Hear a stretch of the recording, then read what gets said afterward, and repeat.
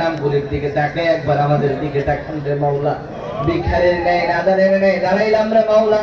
আপনি যদি ফিরে দেন কার কাছে যাব রে মাওলা, কার দরবারে যাব রে মাওলা? আমাদের জিন্দেগীর সমস্ত গুনাহ খাতাগুলি মাফ করে দাও ইয়া আল্লাহ রাব্বুল আলামিন।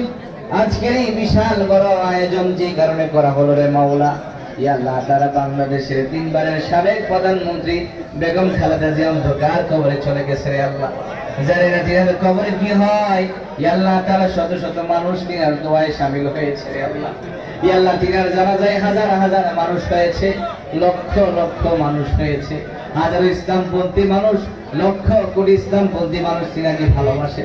ইয়া আল্লাহ তাআলা তিনি এমন নেত্রী যিনি 2013 সালে ফেসিস সরকারের চোখে চোখ রাখিয়ে বলেছিলেন আপনি একজন আলেম লোহার জেলাতে পুরাতে পারবেন না।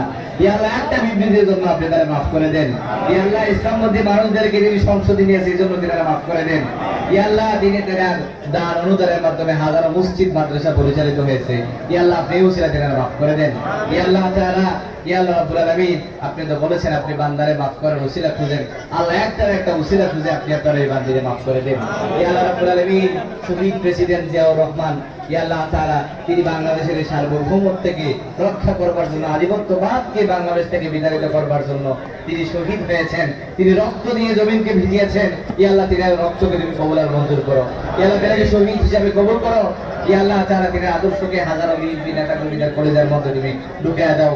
ইয়া আল্লাহ তিনাকে তুমি অমর করে দাও, বেগম খালেদা জিয়াকে তুমি অমর করে দাও। ইয়া আল্লাহ তাআলা তিনার ফ্যামিলি যে সমস্ত সদস্যরা অন্ধকার কবরে চলে গেছে তাদেরকে আপনি জান্নাতি বানায়া দেন। ইয়া আল্লাহ